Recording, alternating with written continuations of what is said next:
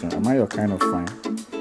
I'm here with you, right? Am I not? No, that's not the answer. No, no, no. It's just one thing that is missing: the gray hair. You refuse to have gray hair. So. Wow. Hey, give me good day,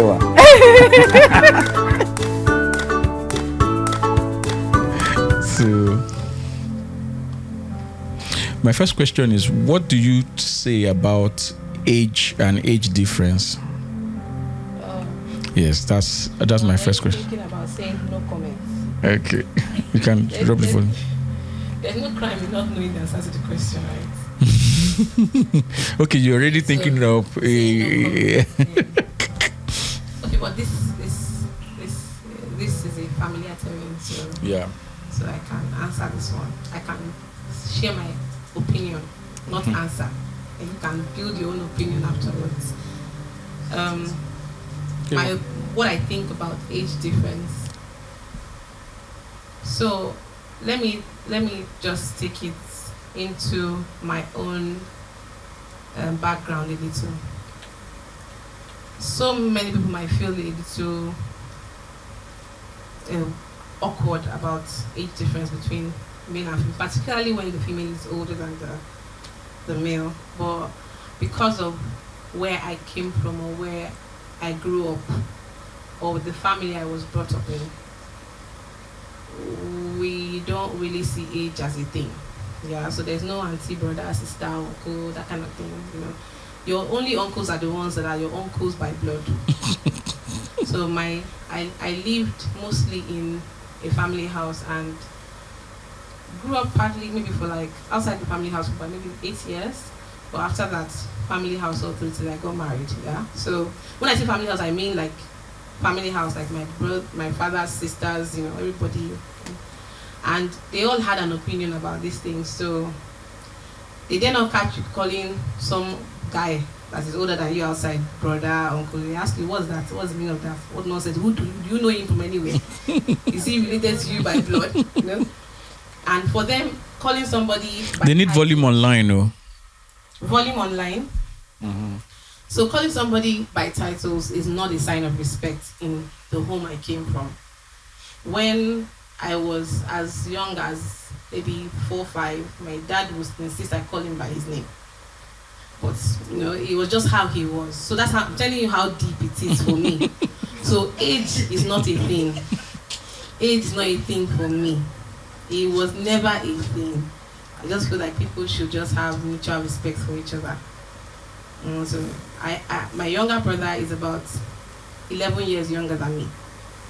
And you know, I had this extended family that they had a Yoruba background, so they always say, why will he be calling you by your name? I say, please, leave him alone. I don't even want to be called by any titles, because one, I don't like to feel old. That's the first thing. And two, I don't think it's necessary, you know. But the respect is there. I don't know what kind of respect you are looking for. But down to relationships, I never met a guy and said, how old are you? As a thing. It was not important. I don't know if you get me. It wasn't a thing. So some people it's important. So if somebody comes to meet me and asks me, so how do you cope if you are the one that is older than the guy? And I'll say, okay, how does it make you feel if somebody says it to people in public that you are older than him? How does it make you feel? It comes down to how you feel. If you feel awkward about it, then just don't bother, because it will rear its ugly head up later. Don't bother. There's an age difference between both of us, but I'm the older one, right? Yeah. But it's hard to tell. And my children know our ages, so, and they are not nice about it. Do you get what I'm saying? So you can be in our house and they just say, Mom, you're turning 42 today. And I'm like, So, but if you feel awkward about it, that means you're not in for that ministry. The ministry is not your own. It's not your ministry, so please, you know. I remember when we're planning to get married, and it was in our sitting room. Then my mom was hanging the curtain. You see that she has experiences that will bless She some was- air, you see. She was asking like, okay, so because I kind of rushed them into the marriage thing, so it was like I didn't give them time to even think or process the thoughts. Oh, he came to say, oh, we're getting married. I like her, I want to marry her. Then about a month later, I said, June, we want to do our introduction. When should we come? Okay, they did April, like we did April. So after that, I did not even give them space. I just said, June is our court too. They didn't even know when I went to the court to go and find out. Do you get, like, it's the kind of home I came from. So it doesn't apply to everybody. I'm just telling you my own. So I just know them. June 10th is it. And my dad was like, "What's going on here? Why are you just rushing us? Why are you rushing?" I said, "I'm not rushing. Am I rushing?" So for me, it wasn't rushing because I'd already known, like a year back, the date. They are the ones that are just coming into the knowing, so they felt rushed. So after June, I just said, we are doing our this thing. And he had signed the paper. I probably didn't know what he was signing when he was signing. He signed pre-marital counseling something. So I don't know why. I said, August 8th is there. You already picked. I said, what? So that was how it was for us. And so my mom was asking like, okay, so I don't think she even asked your age or anything. I just mentioned it. She was like, The person was like, why is he rushing? She didn't ask that, are you sure? Why are you getting married? That was not the question that she asked me. And my mom is the one that would talk. My dad does not send. She just said, why is he rushing? Like she was more concerned about him than me. Can you imagine? You know? I said, he's not rushing. When I came, I met him with the date, so he's not rushing. He gave me dates. I'm not the one that gave him. So I'm just saying that if it's something that bothers you, you shouldn't.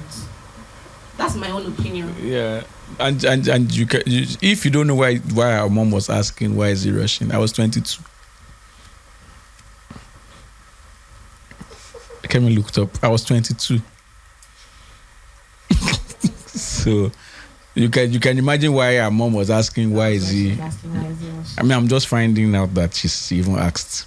I didn't know before. See, even this moment of truth for me. You cannot know somebody finish. After 14 years, I'm just hearing this for the first time. Yeah. Okay, so that's the first question. Second question, inside the question, is how old is too old when it comes to age gap and age difference? What's your is too old? Yeah. Okay, so Will a 15 years gap be absurd? you mean from the female to the male? On both ends. Okay, so it's funny that it has become a problem to us in Nigeria that a man is older than a girl by twice her age. So I don't know why it's a problem now. Why people come and say, how can you be marrying a girl that is twice your age? I don't know why it's a problem, because as far back as 2 generations before me, that's my grandmother's generation, nobody cared if the man was older than of course he was supposed to be older. So we're marrying the girls as their 5th wives. Men who were like 60 years old were marrying girls who were like 18. So I don't know when it became a problem for a person to be older than the other person by 15 years.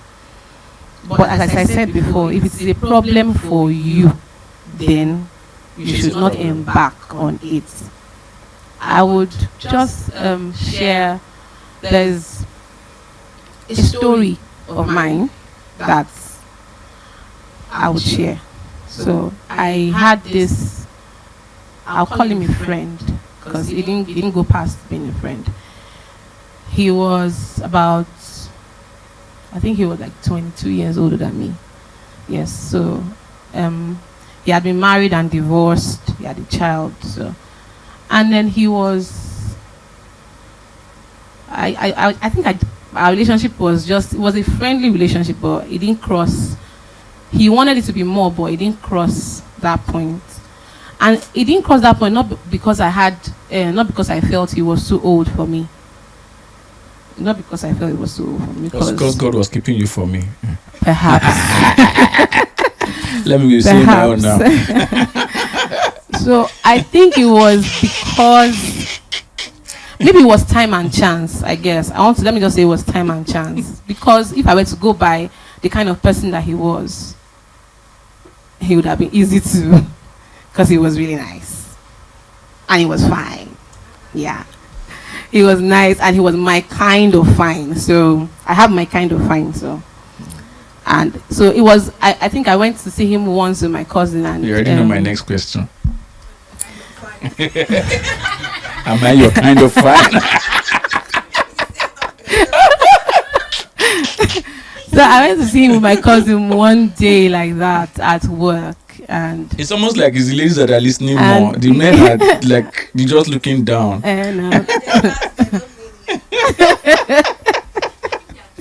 They are thinking. Okay. So she was not like, after we left his office, we go home, she was like, so what's your plan? Are you planning to actually date this man? I said, well, I haven't really given it much thought. So she was like, hey. He said, it's like it's twice your age, Joe. I said, how is that a big deal? She's like, what did your father say? I didn't think about it. I didn't think about it that far. I think the only reason why we did not date was because of time and chance. I was still in school, and his career was one where he's not on the ground all the time. He's always away. So I think it was time and chance. But I'm saying that it's still the same thing I'm saying. If it is a problem for you, then don't. But most of us are ruled by opinions by people that we respect. So if your father is not agreeing, then you need to take it. And you are agreeing and your father is not agreeing, then you need to go and pray to the Lord and let the Holy Spirit teach you what to do. The Holy Spirit can tell you that there's no road there. The Holy Spirit can tell you, don't worry, we'll sort it out. So for me, my opinion, no, it's not cast in stone. It's not a big deal. So that's my question. Am I your kind of fine? I'm here with you. Am I not? No, that's not the answer. No. It's just one thing that is missing: the gray hair. You refuse to have gray hair. Wow. Hey, at this point, let's just die it straight. We can pray about it. It's coming out small. Okay. On today, question on today. There's need though. We need to record your question. Online people need to hear your question. Praise the mighty God. Hallelujah. So you mentioned that the man was divorced. Wasn't that a deal breaker as well? Should a single girl never been married go for a divorced person, and vice versa? Should. Whether or not a single girl should go for a divorced person is not, I don't know. But me, I could have. Because it wasn't a deal breaker for me. That's because, I think I had conversations with him, and so I knew certain details about the relationship. And the details were balanced in the sense that he did not hide his own faults. Let me put it that way. So it's when somebody starts telling you just that nothing is their fault, that you now start questioning this guy, are you sure? But he actually exposed his own faults in the marriage, and so I was comfortable with it. As I said, time and chance. And the sovereign will of God happened to it. Yes. Okay, my second question. Okay. There are 11 questions. This is the fourth question. No, that one is inside the one. It's inside. It's one that was inside many. It's like 1A, 1B, 1C. And nobody has asked me any question yet now. I have questions. Okay, I'll skip number 2. In your estimation, what are the three things that keep a marriage solid? In your estimation, yeah. So if you had, I would have said God, God, God. But let's just leave God as number one. Mm-hmm. Then I would say communication and respect. Those are the three things I think. God, communication. So that's that love a book. You see that I did not mention love there.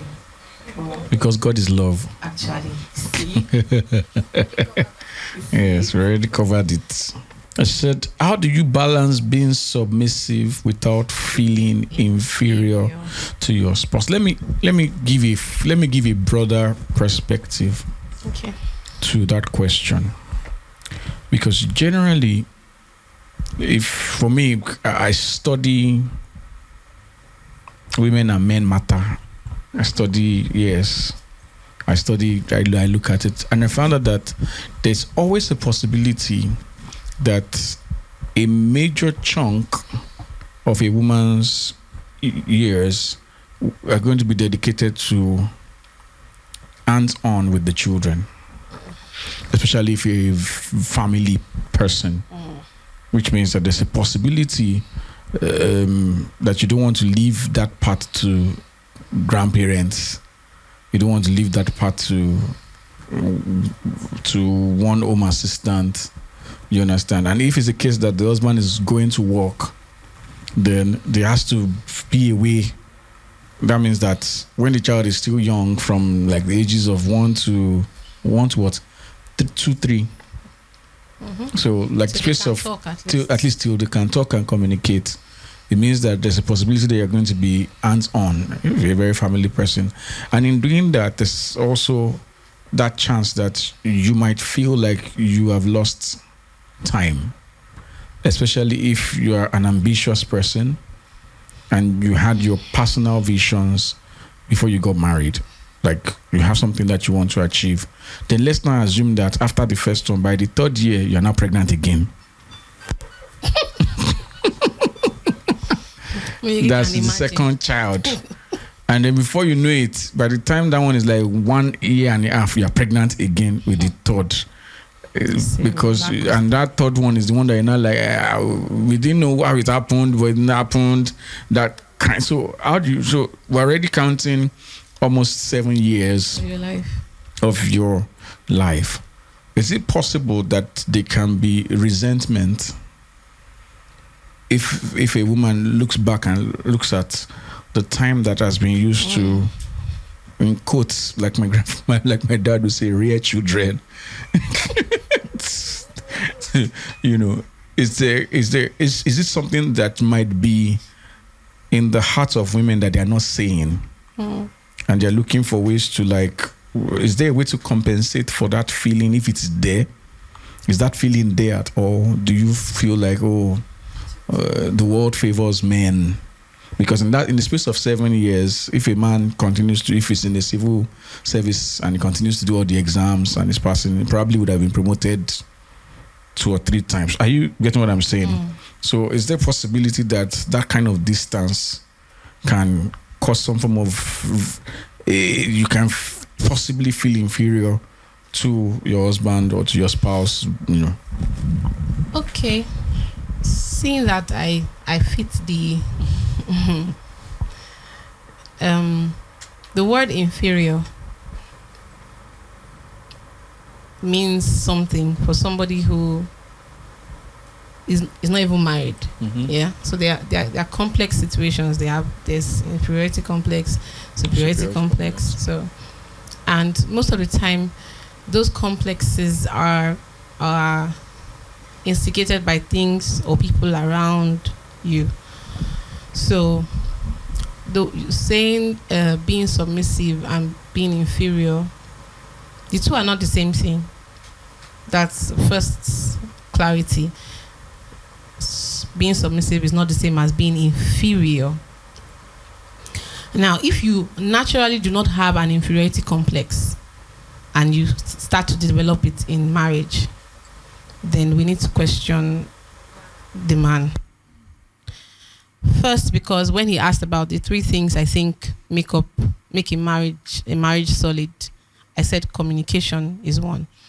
So if I have certain feelings that are really dear to me, and they are related to this relationship or any other thing in life, as far as I'm married, and I do not feel comfortable to share those feelings with him, there's a problem. That's problem number one. And if I do eventually share those concerns, let me not say feelings, those concerns with him, and he doesn't respond to it properly, there's a problem. So on both sides, it could result in that inferiority complex you're talking about, feeling inferior to him. So it depends on how both parties handle it. He asked if there's a possibility to feel inferior in a marriage. There is a possibility, but it's dependent on both parties. For me, I spent most of my time in the early marriage and giving birth to children at home. So for women who are extremely career oriented and goal oriented, they've planned their lives from, yes, they are very ambitious. If you don't have a partner that is understanding and that can empathize with you and share in the burden of raising your children and all that pertains to the domestic stuff, that could arise, and it could actually break the marriage. It could break it even without us knowing that it's broken. Because a lot of people who are married and appear to be solid but are not, because of the very many unsaid things and uncommunicated expectations, you know. If I have spoken to you once, because there were times, you know, that I used to complain. I used to complain like, I'm not doing anything, I'm not bringing anything, I'm not making any money, and it was a lot. So I can't count how many sermons that he has preached to me in that season. So classic sermons, though. He had to preach and preach, those and you know, and Spotify, those concerns slip into depression sometimes. But if he wasn't the way he was with me, that's inferiority now. I'm like constantly in his shadow. I will feel like I'm constantly in his shadow. I carry his name with pride, though, no doubt, but I am not in his shadow because he doesn't allow me to be in his shadow. I want to hide sometimes, but he's always pushing me. So if you don't have that kind of person, that is where inferiority comes to play. Submission is not being inferior to your partner. Submission is where your power lies, actually, as a woman. We see it as being subservient, but that is where our power lies. If you ask anybody who has been before us and has played the game of submission well, they will tell you that that is where your power lies. So it's not the same thing as being inferior. Just can I put your hands together for that amazing answer. Even me, I was blessed. I was so blessed. I didn't see it from that angle. Okay. Spirit is teaching. Okay, so my next question. If you have questions, you can ask. For me, yeah. Thank you. I'm so happy about that. Because he was coming to throw another one at me now. I said I have 11 questions. Women supporting women. Yes, girl power. Men, where are you? Support men, please. So my question is, what do you say to gender roles in the home? Because from the previous question where she needs to be there for the children and everything, whereas sometimes even children start to feel that mommy is the only parent they have. So, so how do men play into that, and how can they make sure it doesn't look like? It's an extremely important question, and I will answer it this way. It's can two work together except they be agreed? No. Which means that what we call gender roles have to be agreed upon, either consciously or unconsciously, but better done consciously. That, oh, bro, how far? How do you, like me, I'm not domesticated. At all. At all. I'm not domesticated at all. So my standpoint is that, and I don't want my wife to be domesticated too. Do you understand? It's not like I'm not domesticated. My wife is now. She must now. No. As far as for every time I thought about marriage, I always saw at least one home assistant must be available. Yes, even when we didn't have money, we started planning towards it to make sure that there's some form of help, because for me, in my mind, I'm not getting married to a cook. I'm not getting married to a home assistant. Do you understand? I'm getting married to a help meet for me. Do you understand? I'm marrying for companionship. I'm marrying for purpose. Do you understand? So that's extremely important. So I will not wash the clothes, and I don't expect you to do it also. Expect that we increase employment and get people to do that. And I've been doing this since when I was in university. From year one, I stopped washing clothes. It was a waste of time for me, because I felt that 1 hour, 2 hours I will use to wash my clothes, I will use it to learn my software better. And any money I make from that, I can always divert it to employing somebody who was going to do that. The same thing with cooking. I'm not the kind of man that I must say my wife must cook for me. For what? No, she doesn't have to. Even though she's an amazing cook and she loves to cook in the house. Yes. She loves it. She wants to see my reaction when I'm eating the food, if I'm going to lick the plate, finish, and all of those things. She did not say, but I know these things. But but those things don't even count at all, because I've looked at the context of marriage, and I believe that the woman should have a chance for expression and should be supported with everything. So marriage in my head is more like, okay, you have your vision, I have my vision. My vision should not disturb your vision, and your vision should not disturb mine. That doesn't mean we have separate visions. It means that we have to look for a way to combine both, so that we are both giving energy into what our dreams are. So when it comes to gender roles, that's how it works. We have to agree on what should be done by who. Like, she already knows that I won't wash plates. Do you know? Not because it's a miniature job. There's a way soap even feels on my hand. I'm serious. It's quite. He doesn't like this squeaky feeling. I don't like the squeaky feeling. It disturbs me. It's just like, it's like you're getting metal. You know, that's how it feels. So it has nothing to do with. This has nothing to do with laziness. Do you understand? I know it has to be done, and in my head, it's not my wife that should do it. Somebody else can get that done. So when it now comes to the children, nobody practices enough for parenting. You will learn on the job. And fortunately for me, I have a wife who does a lot of study as regards family and all that. She grew up differently from me.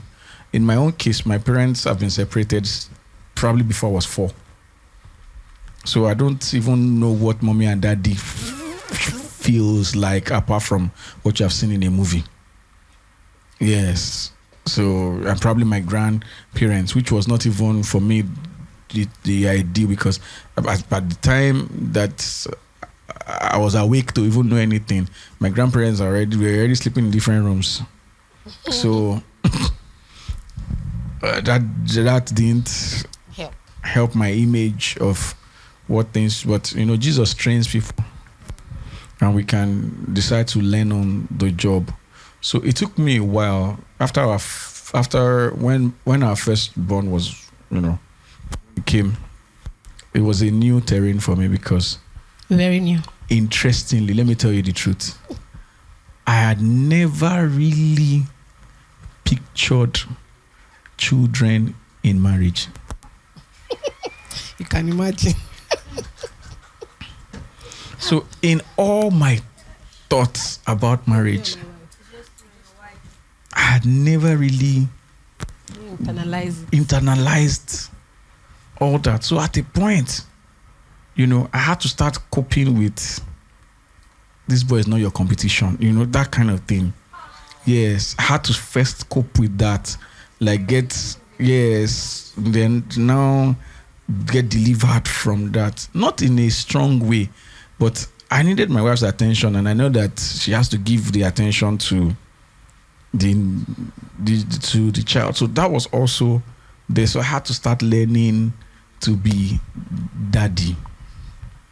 Do you understand? Yes, I had to start learning because I didn't really plan for. So it was there was that shock there, all the different things that went with postnatal, postnatal, so all those things had to be learning on the job. Thank God for the fruit of the spirit, patience, that, you keep studying, okay, so what should we do? And my wife is she knows how to communicate. She knows how to communicate better than I do in that sense, even though, me, I have my way of communicating things, and we are learning by the day. So those are some of the things. So I had to learn how to. Did I ever learn how to change diaper? Maybe I did it once. Maybe once. You just maybe I did it once. Or 3 children once. Yeah, or once or two. And so the other. So the advantage, or what we had that was good for us, was that we had family support. Strongly, we had family support. Our parents, both parents were around. Somehow, my mom, Both mothers. yes, both mothers were always around. So we didn't feel that gap, or else it would have been a lot of burden on her, and I might have had to learn how to, put myself into doing some of those things. And I'm saying this sincerely so that anybody who is in that situation, they are not hard and fast rule. You just have to make sure that you are flexible enough to change roles as they are, as it becomes necessary. Because really, I heard Pastor Inren say something. He said, there's a type of job that your wife can get that you will resign as the man. If your wife becomes the president of the country, you become the first man. And you become first husband. You take your role nicely. And yes, be happy with it. She's coming from the, what should they cook before you get home? Shoot. You are just, so that's why I say, so there are no hard and fast rule when it comes to gender roles, even though you must be discerning so that you don't, it's not hypocrisy to hide certain things from your immediate family because they can misinterpret it. If you understand what I'm saying, because you can marry a man that is very domesticated, who can cook, but he who likes to cook. You should avoid that when his mother is around. So, okay, you're not cooking today. Because they will not say it, but they can react, and you won't know where that reaction is coming from. They can just feel that you are controlling the man, and the man loves to cook. He enjoys it. He likes to cook for his family, and that's part of his own love language. In how he expresses being a provider for the home. So, but you have to be discerning so that when in-laws are around, you can go back to the traditional way of how they think it should be until they go. When they leave, you adjust yourself so that you don't talk too much. Or else, how do you explain to your mom that is the one that cooks 4 times a week? It's like killing your more eating dancing, you know. It should become what have you become? What have you people turned marriage into? So you want to relieve yourself of some of those things and be wise so that you don't display certain things. Yes, or else, you know, it can become messy. Hope that answered your okay.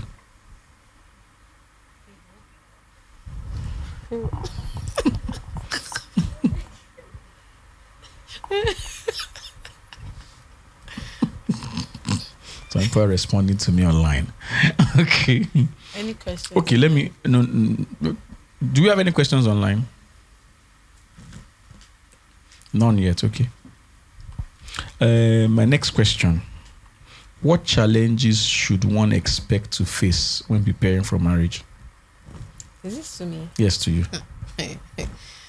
Challenges should one expect to face when preparing for marriage? Yes, because I've like I said, in my own case, I had that shock of now starting to learn because I didn't even grow in a regular daddy and mommy kind of situation, so I didn't have anything to feed from on what the relationship between the man and his children should even feel like. So I had to be taking cues from my wife in how she was doing things, looking, you know, and then the Holy Spirit was doing extra lessons for me, you know, to just keep things going and all that. So that's how things really played out. There are times that I'm upset at something that one of them did and I want to beat, and my wife is already giving me like, you can't do this, angry, you know. You can't, you say, you can't, you have to, you know. So I had to learn. So what are some of the challenges or things that people should generally expect in marriage that they don't usually expect? Let me give another instance. In marriage, before people get married, sometimes you have the fantasy of maybe sex will be on a regular, you know. Is that realistic? You know, that's just giving one instance, you know, so that you can throw more light. Maybe so that it will help people to like put their expectations. What are realistic expectations and what are fantasies? Okay. I don't know. Fantasies, things that are realistic. I feel like I believe that if you're going into marriage, if marriage is your next step, you should go in with an open mind. One. And then two, if you're preparing to get married, it means that you already know the person. So there is a relationship that you already have with that person that gives you that confidence to think that the marriage ride will not be turbulent.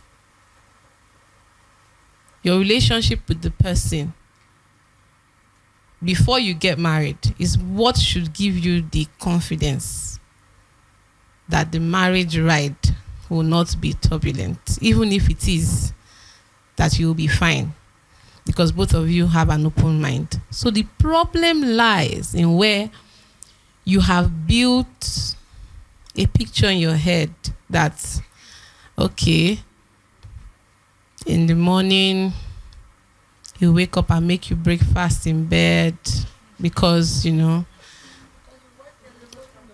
yeah, and then that's it. Yeah, it's a picture that you already have in your head, just the same way most young people, before they even get the person they are going to get married, so they already have a picture in their heads, and sometimes the picture is your own picture, not the one that the Lord gave you. Is you from all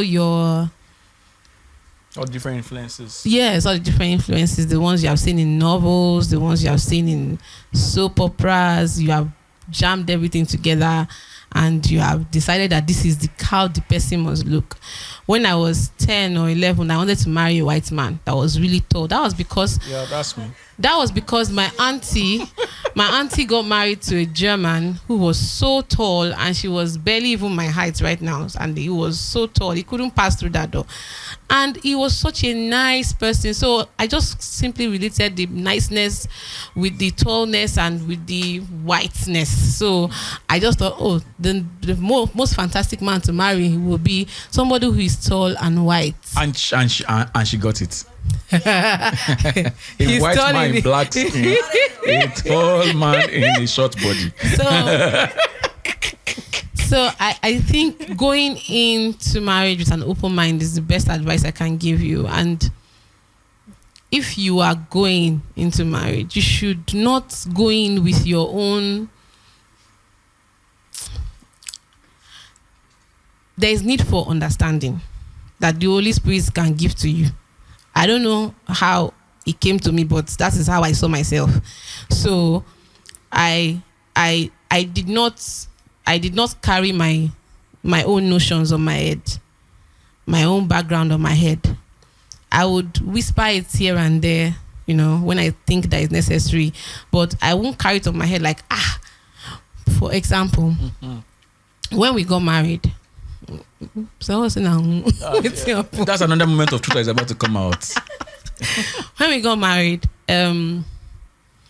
he had an apartment that he was living in. It was a two-bedroom flat, yes. But in that two-bedroom flat that he was paying for, he had his mom was there, his mom's friend was there, his brother was there, and about maybe two or three other friends. So now let me explain to you what it was. It was that, yes, that expression is correct. So it was a two-bedroom flat. His mom was in the sitting room. They had divided the sitting room into two. So there was a room and a sitting room. So that area was even hers completely. So they're not. If you go there, you sit down 5 minutes, you'll be tired because they are watching your bad movies, gisting what you don't understand. So you just leave. So it's not even our area at all. Then we have 2 rooms left, right? Those 2 rooms, one was already a studio. I'm breaking it down to you so you can be seeing where we are going. One was already a studio. Then the other one was a common room. So, which was also our room. It was a common room. Yes, look at it that way. That's the expression. So it's in hindsight that I can have that expression. But while it was on, I didn't see it actually. Yeah, that's the truth. I didn't see it. So it was amazing and impressive that I did not see it. You know why? Because my house where I was living, I had a room to myself. So I want you to get the picture. If my dad wants to enter my room, he would knock and I would say, "Who is there?" He says, "Me." I say, "Can I come here?" I say, "Okay, hold on." So that's where I came from. I'm trying to paint a picture. So it was amazing that I did not see it. I don't know why. Maybe, I don't know. Oh, blind, but it was blind to the right things. Yeah, it was blind because it was necessary that I should be blinded to that at that time. So I didn't see it. So it's a case of, like you are squatting, like we are all cohabiting, like it's a camp. So now it was a camp, like so there was nothing like say a private time, like I don't understand. How did we even do it? I don't know how we did it, I don't know. So I would if I want to take my bath and I come, I will have to like dress like behind the wardrobe, like I will open the wardrobe door like this, so the wardrobe I will be inside. One of our sisters one day were like, what's the meaning of this? When I say sister, I mean like she's not related to me by blood, but you know her. She's like, she wants to dress up. You should go out. You should go out. What's this? So I mean, I'm like, well, they don't go. I think it didn't bother me. So it was amazing that it didn't bother me. So I'm thinking now, if I had certain expectations and pictures in my head that had been engraved. And I felt like this is how my life should be as a married woman the first year. And I walked into marriage like that. This would have bulldozed me. If my parents' house was like 2 streets away, I would run home. I would go home. I'll go home and say, when they are done, they should call me. But I didn't see it. So I'm just saying that when you are going into marriage, you go in with an open mind. I also saw the need to talk to somebody before I got married. Somebody who I felt I think she had been married. At the time she had been married like 10 years. And she was willing to have a conversation without hiding anything from me. She was very very open, yes. When you go to your mother to have a conversation, your mother will not tell you some things, yes. But she was very open and she explained certain things to me. And I went into marriage. Will I say you can't be prepared completely, but you can be partially prepared so much that when the things start to drop, you will not start, shaking like, what is happening? So go in with an open mind. Always be ready to communicate. We had to learn communication though. We used to gist, but I don't think we talked enough in the beginning, so we had to learn it. You can't be feeling a type of way and you keep it to yourself. You have to tell the person you are married to. And you have to tell it in a certain way. Not tell it as if you are blaming the person for your problems. Yes. So you have to tell in a certain way. So this is it. Just going with an open mind. Going with an open mind. The picture is like playing in Kevin's head. No, okay, you should have expectations. Bring a balance to, or let me bring like a side of that. Your dreams are valid. Your expectations are valid. But there's the element of time that will play out. There were things that we desired that didn't happen in the first year. It didn't happen in the second year. Some started happening in the 7th year. Yeah. Yes, some in short, yeah, a major shift in the 7th year.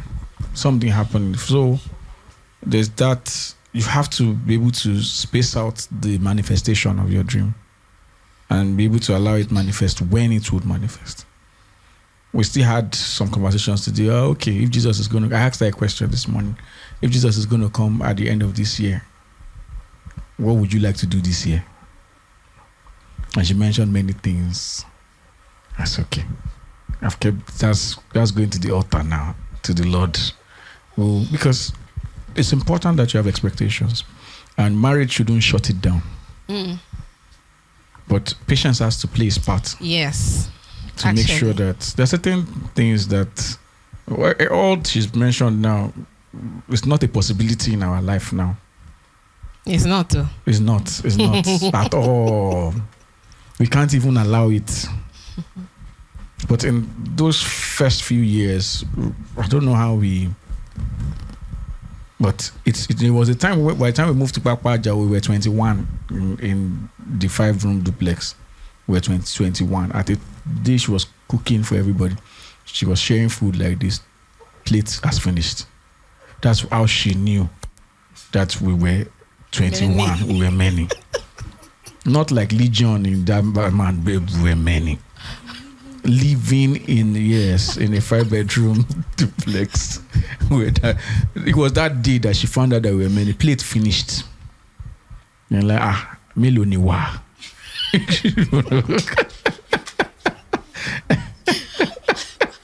So that's how. But see, those things have a lot to do with how destiny beckons. Not everybody will be able to cope with that. We're able to cope with it because of the way God had wired what we'll be doing. You understand? It's not out of place that not even every pastor can do that. But for me, because of the work and the assignment that God has given me, I have to be able to accommodate people, not from afar. It's a rare thing, but I have to be able to accommodate different types of people in my space. And I need to be comfortable with it. And it's based on the work that God has given us. So we have transitioned from different phases. So your dreams and aspiration, they are valid. Don't shortchange them. Don't reduce them. But know that they will happen with time. Yes. There are things that were desired that didn't happen in the first year, didn't happen in the second year. They started playing out. There were things I desired from him, knowing that he's not domesticated at all. But there are some things I desired. Like he should be able to sit down with children for a few minutes, have a conversation without feeling cranky. I had those kind of experiences because my father is highly domesticated.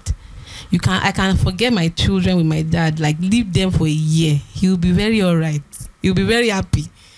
He'll be okay because he gists with your children as if they're adults, So I had that kind of background I had, but I did not come and impose it on him.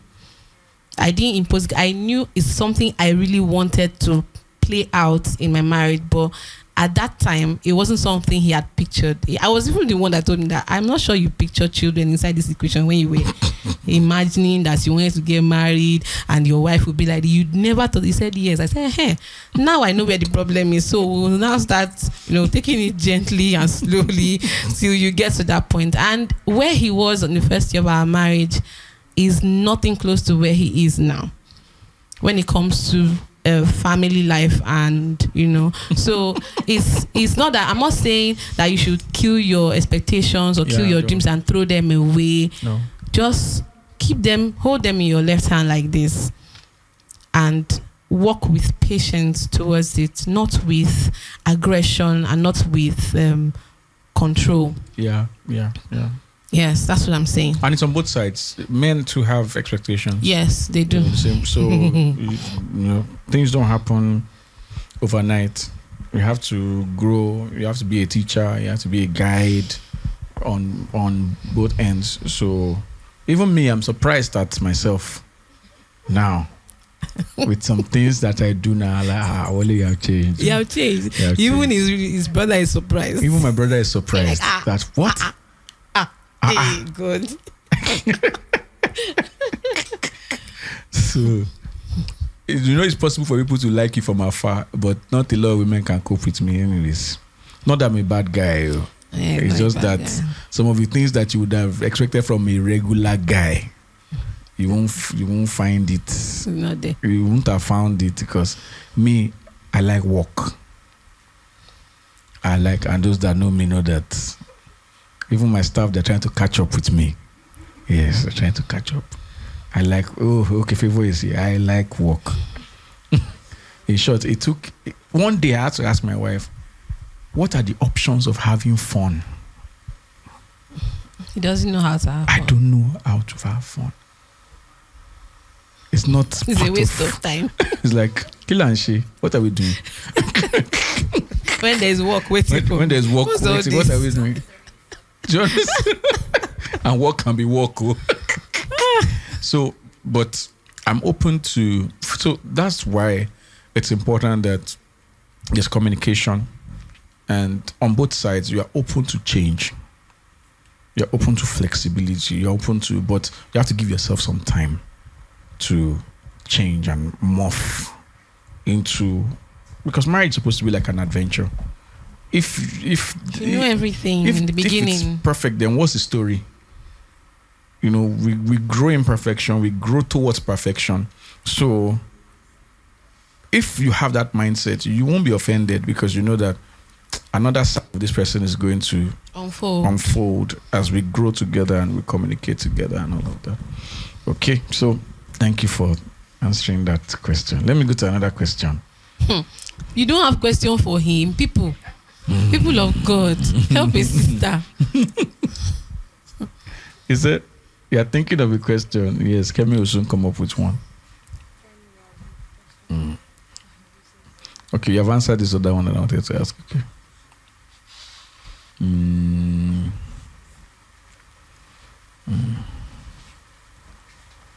Okay, yes, this one. What are your guiding principles when relating with other family members and in-laws?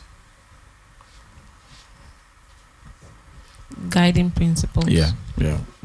What are your checks and balances when it comes to relating with extended family, in-laws and all that? How do you manage? Because not everybody has a pleasant experience. What have you been able to?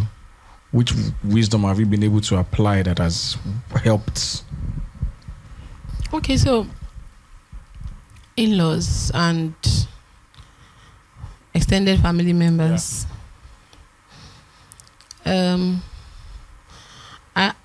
probably would say I'm thinking on the question, and I'm thinking on several or maybe occasions where I've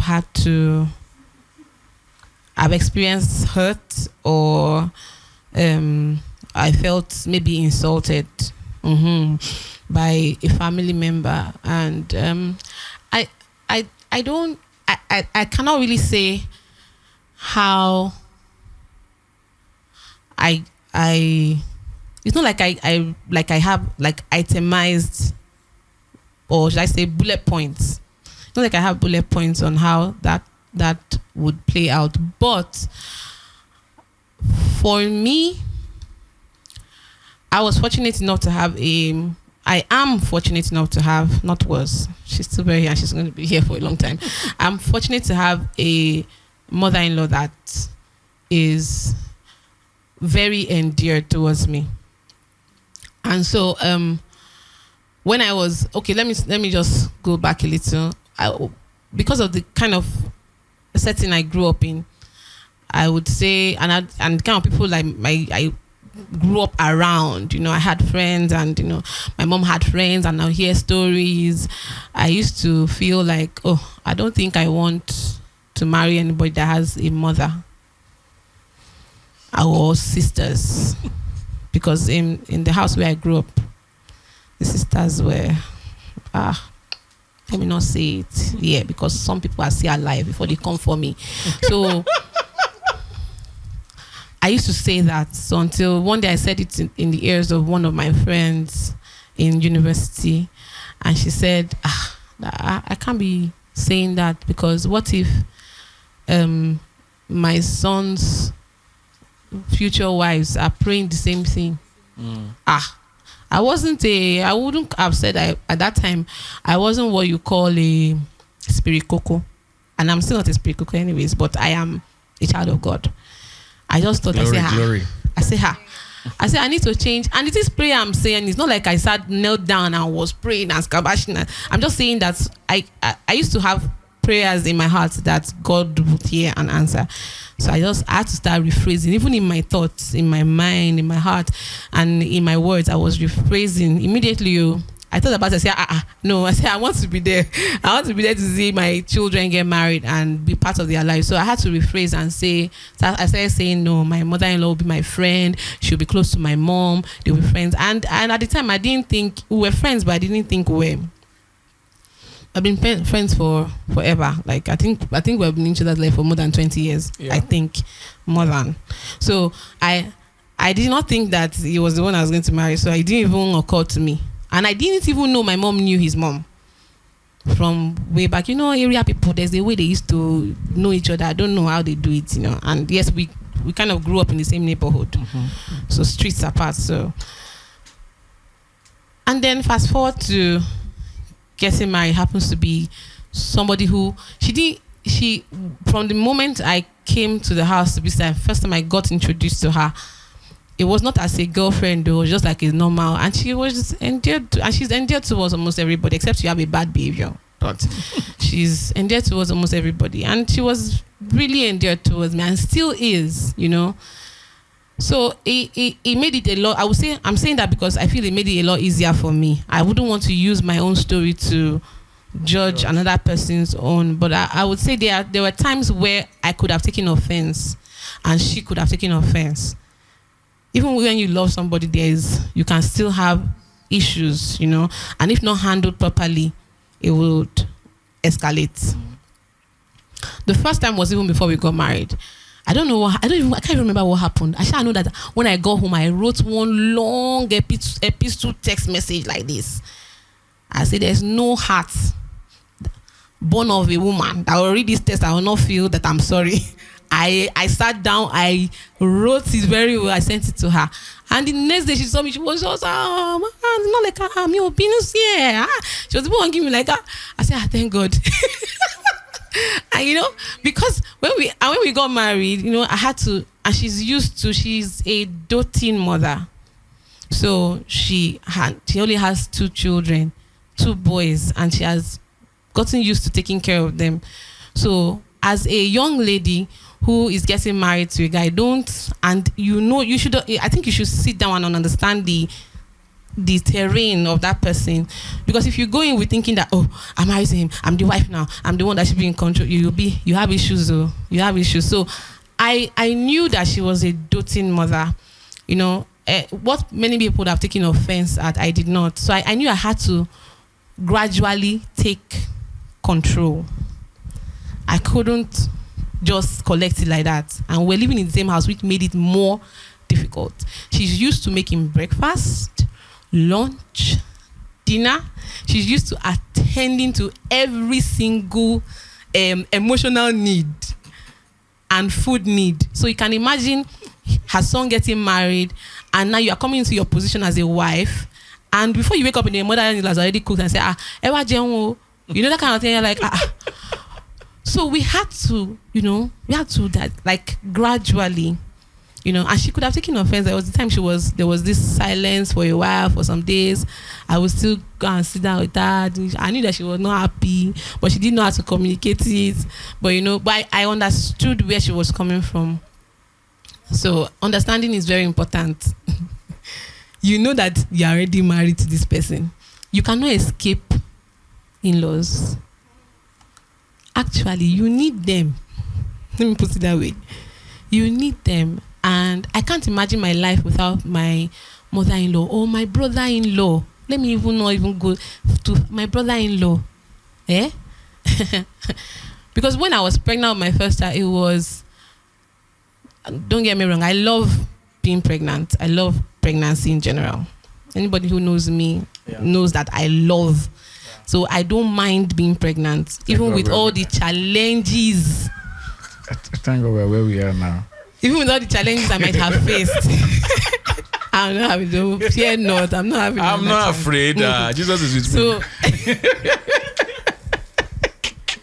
Even with all the challenges I had to face, like with my first child, I threw up basically for like 7 months. I was like, I couldn't even cook for like 7 months. You can imagine if I didn't have you see, when I was telling that we're camping, people were doing face. Imagine if I didn't have my brother-in-law in the house.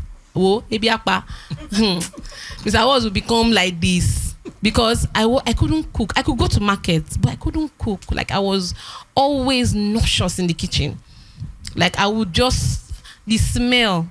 There was one woman that used to fry one fish across my, God. As long as that woman opens, I just close all the windows, because it just stirs up. I just feel nauseous all the time. I couldn't cook for almost 7 months. My brother-in-law was the one doing the cooking. People in the market thought he was my husband, because now the 2 of us, they go market together. People thought he was my husband. He was the one doing all, and thank God he had a domesticated brother. Because if not, so you see that sometimes if you don't look at the good side of things, you might be overwhelmed by the disadvantages that you think you are feeling in that situation. So back to the in-law thing. There will be offense. There's likely to be offense, but you have to, it's not you actually. You have to pray to God to help you. I was offended with his grandmother at a point, because it was one thing that she did. I forgive her. I'm not holding it. I don't know if my dad has forgiven her though, but I've forgiven her because it was a public display of lack of empathy, and everybody saw it. And if I had responded the way I felt, or he responded the way he felt, I don't think we will still. He was boiling, but the thing is not complete. So I thank God it didn't finish. I don't think we'll have the kind of relationship we have with her now. You know, when she sees me, she prays for me, like she prays for me always. Yeah, she's still alive. She's over 90, but she's still alive. Very strong too, walking about, going on, entering bus, going to visit people. She's still alive. I don't think she's going anywhere anytime soon. So you know, and we need people. You cannot be, even if you are not close to your family, you will have people around you that are your friends, and there could be offense. There's no way human beings will stay together, but it's the way you handle it that tells the kind of results you have, and if the results will favor you in the nearest future. So there's no how human beings you would have, but I'm lucky. I'm one of the lucky ones, and I think Moyegi is too. So that's why she's smiling. I'm one of the lucky ones. I have my in-laws are like, they are, you know. Yeah, so say your own too. yes. So, but even when you love them, when they love you, there can be, if you don't know how to handle it, you don't know how to handle it, then they will calling you nice. Shetiti window, shetiti lekun, shetiti shekini, shetiti. You be like But just know it's from a place of love. It's not that they are trying to control your life. It's just that they are concerned for you. That's why they are doing it. And having that understanding will set you free. Amen. Yeah, please can we put our hands together for my amazing Eniobon. Yes, it's done. Time is because of time actually. Yes, thank you. You can.